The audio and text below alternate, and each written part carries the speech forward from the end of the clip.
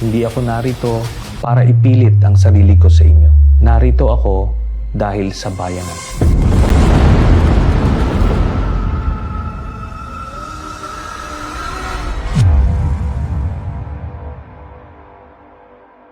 Ilang beses kong tinaya ang buhay ko para mapatunayan ko ang pagmamahal ko sa ating bansa. July 27, 2003, unang nakilala si Lieutenant Senior Grade Antonio Trillanes IV. Isa siya sa mga lider ng mahigit 300 sundalo ng grupong Magdalo na sumugod sa Makati. Pangyayari tumatak sa kasaysayan at tinawag na Oakwood Mutiny. Ang hiling ko sa inyo ngayong oras na ito ay buksan nyo lang ang isipan ninyo. Hindi ko kayo pipiliting maniwala, pero gusto kong sabihin ito sa inyo. Baka sakaling magbukas ang isip mo. Dahil ang pagmamahal sa bayan, hindi mo pwedeng daanin sa kwentuhan, sa pagpapatawa, sa pagmumura.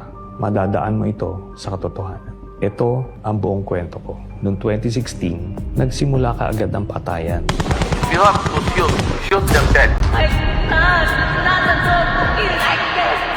Kami noon sa Senado, sa oposisyon, iniisip namin ano ito nangyayari. Nihinto ba ito? Kaso araw-araw, daan-daan ang namamatay. Naaalarma kami dahil bilang miyembro ng Senado, ang katungkulan namin ay pumuna ng mga kamailian na nakikita natin sa ating lipunan. Naghain kami ng resolusyon, hindi po ito panggugulo. Ito po ay isang checks and balance ng ating sistema na para siguraduhin na walang maglalabis ng poder sa iba't ibang sangay ng gobyerno. Si Sergeant Arturo Las Cañas ay isa sa mga leader ng Davao Death Squad. Nagmamatigas nun at dinidinay niya lahat ng mga paratang sa kanya. Namatay din ito sa Davao City. Your Honor, I think I'm not in a position to answer, Your Honor.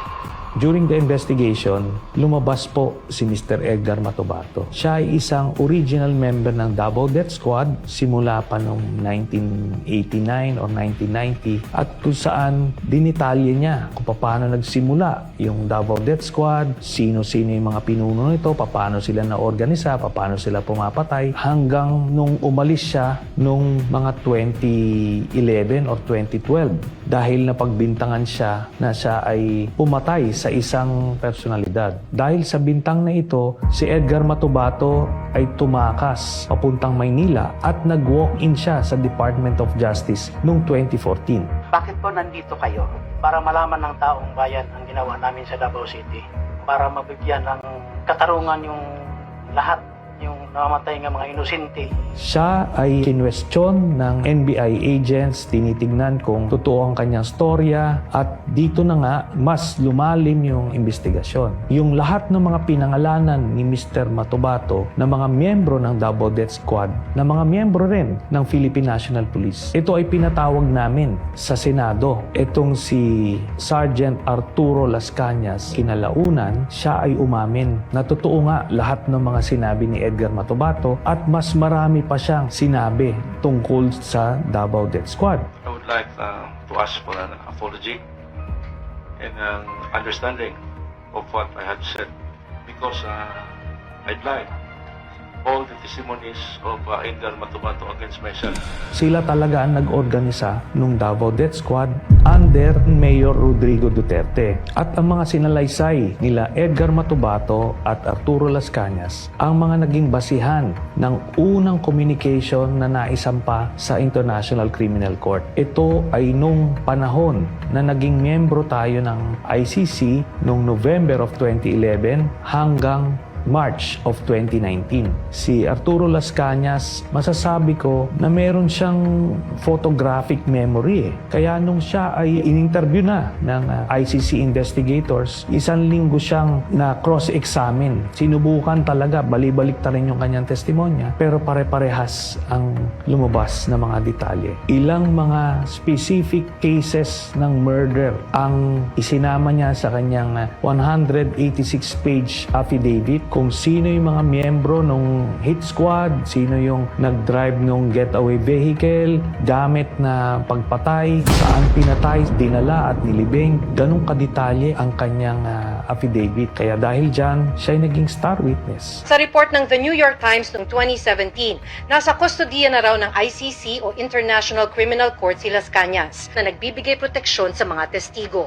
Lalo na doon sa panahon na mayor si Duterte. Ngayon ko lang po sasabihin, meron pa pong isang hitman na nauna ng nagpunta sa ICC ng Witness Protection Program nila. Parehas ang sinabi nila. Kaya solid ang ebidensya po doon ng kaso ni Duterte. Nung presidenta na si Duterte, ang sinasabi ni Las Cañas, ando doon siya nung binuo yung transition from the Davao Death Squad to the National Death Squad. Yung template sa Davao, kung paano nila ginawa, ganun din ang gagawin. Meron silang reward system para maenganyong pumatay itong mga members ng Davao Death Squad. Bawat ulo may presyo. Small targets, 5,000, 10,000. Pagka malalaking mga targets, meron 50,000, may 100,000, hanggang 300,000 dun sa isang pinapatay nila. Binibigyan sila ng picture, binibigyan sila ng address, binibigyan sila ng target, tapos pinupuntahan nila at pinapatay nila.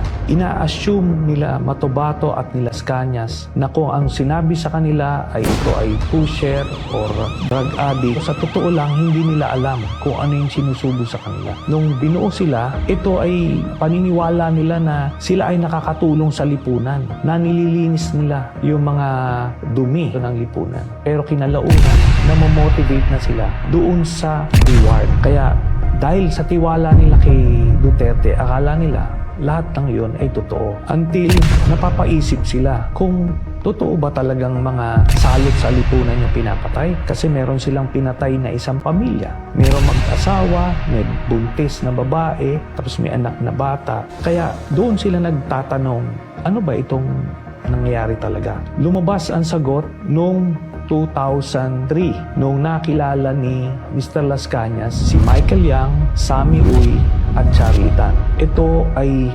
inendorso sa kanila ni Duterte na poproteksyonan nila. Nakita nila na itong mga Chinese drug lords na ito nag-i-import ng mga chemicals na pangbuo ng mga shabu. Ito ay nag-i-export papunta sa ibang bansa, ginagamit ito pang supply, pang benta. Ito ay ni-raid ni then Captain Asierto at pinagpapatay nila yung mga Chinese chemists na nandoon. Palabas doon sa salaysay ni Arturo Las Cañas. Hindi alam ni Duterte na bago nila mapatay ay nakausap pa niya yung pinakang pinuno nung siyam na Chinese workers na si Alan C. na ang boss nila ay si Michael Yang at yung kanilang mga passport ay na kay Michael Yang. Another important observation, Mr. President, Alan C. said that his passport was taken by the operatives, while the 10 others, ang sabi po nila, hawak ng employer nila. And the employer was named as Michael Yang. What can you say about this? Nothing to do with it. Wala akong pakialam dyan.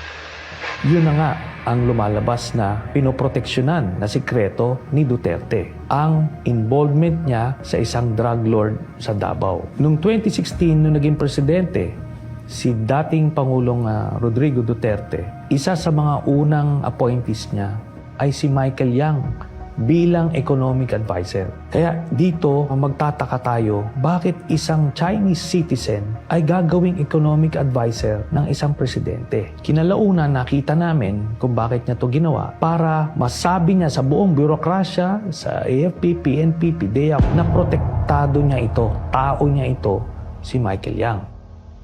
Noong 2017, ito na ngayon si Colonel Asierto. Siya yung Captain Asierto na nag-raid noong 2004 doon sa Shabu Laboratory sa Davao City. Binalikan niya itong kanyang asset na nagbigay sa kanya ng info tungkol doon sa Shabu Laboratory na yon at sinabi na si Michael Yang isa rin sa nasa likod doon sa Shabu Laboratory doon. So ibig sabihin, itong economic advisor ni Duterte, isang drug lord. Nung panahon na yon, hindi alam ni Colonel Asierto ang ugnayan ni Michael Yang at ni Duterte, kaya gumawa siya ng report. Nais niyang iimpormahan ang iba't ibang ahensya na ang malapit na advisor ni Duterte ay isang drug lord at baka hindi ito alam ni dating Pangulong Duterte. Kinalaunan, nung nalaman ni Duterte yung report ni Colonel Acerto, binaliktad niya. Nasangkot sa illegal na droga ang malapit na kaibigan ng Pangulo na si Presidential Economic Advisor Michael Yang. Tinukoy ni Acerto si Yang at isang Alan Lim na nasa likod ng nadiskubre nilang malaking Shabu Laboratory sa Davao noong 2004. Sabihin mo, yung Michael Yang lalabas ni Acerto. Yan, totoo. Humingi ng tulong si Acerto sa isang religious group dahil may plano umanong ipaligpit siya sa halagang 15 milyong piso. Si Colonel Acerto ngayon ang pinagbintangan na isang drug lord at siya ay pinapapatay sa publiko. Sa takot ni Colonel Acerto, siya ay nagtago hanggang ngayon. Siya na rin ay isa sa mga titistigo sa International Criminal Court. Sa madaling salita, habang pinapamuka ni dating Pangulong Rodrigo Duterte ang mga pagpatay sa iba't ibang pushers, dealers, yung mga Chinese chemists na galing sa ibang triad na nasa loob ng kulungan, na ito ay naisalaysay dun sa Quad Committee hearings. Nasa likod pala nito ay i-import nila ang mga shabu sa pamamagitan ni Michael Yang, Charlie Tan at Sammy Uy. Ito ay dinadaan sa customs para makontrol nila ang supply galing sa ibang bansa. Merong isang beses yung sa magnetic lifters, nakita na mismo ng mga K9 positive na merong shabu, pero at binabaliwala ni Duterte at ina-arbor kung sino man. They were assuming that for those metal magnetic contained, so the borehole, there was nothing there. It was pure speculation. Ayon sa PDEA, naabutan nilang butas at walang laman ang lifters dahil naipusulit na ang droga palabas ng warehouse. Kaya ni isang drug lord ay walang nakasuhan dun sa mga tone-toneladang mga na-import na shabu. Ang nagpapacilitate nitong lahat, una-una si Pulong Duterte, ang kanyang son-in-law na si Mans Carpio, ang Customs Commissioner Nicanor Faeldon, at iba pang mga personalidad na nakadikit kay Duterte mismo. Ang nangyari ngayon, ang mga hindi kasama dun sa kanyang sindikato, ito yung mga pinapatay.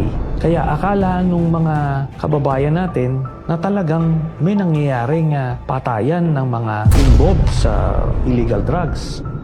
Hindi totoo ang war on drugs. Ito ay ginawa lang ni Duterte para panglihis dun sa intensyon niya na i-monopolize or i-control ang drug trade dito sa bansa. Isa sa na-discover namin na mga impormasyon, ito ay naibigay sa akin noong 2016, ay yung bank accounts ni Duterte at ng kanyang pamilya. At ang nilalaman nito ay nakakagulat. Nakita namin na daang-daang milyon ang pumapasok sa mga accounts ni Duterte. Joint account si Sara Duterte at si Pangulong Duterte. Every 6 months, may pumapasok na dividendo galing kay Sammy Uy papunta sa accounts ni Duterte, ni Sara, Baste, Pulong at Hanilet. Lahat ito tumototal ng 40 to 55 million every 6 months. Buong pamilya ng Duterte ay kumikita sa illegal drugs. Dahil sa impeachment case ni Sara Duterte, ang mga bank accounts na ito ay lalabas at makikita ninyo na si Sammy Uy ay nagbibigay ng pera kay Sara Duterte at buong pamilyang Duterte. Ang buong paniniwala natin na si Duterte ang pinakang galit sa illegal na droga. Pero ang katotohanan, siya pala ang may pinakamalaking drug cartel dito sa Pilipinas. Ito pong mga impormasyon na to ay nakalap namin. Hindi po ito gawa-gawa at nakita natin ito ay nasuportahan nung kaso mismo ng International Criminal Court. Hindi magsisimula ang kaso ng ICC kung yan po ay gawa-gawa lang. Napakagagaling po ng mga investigador dyan. Hindi ka pwedeng gumawa-gawa lang ng kwento dyan.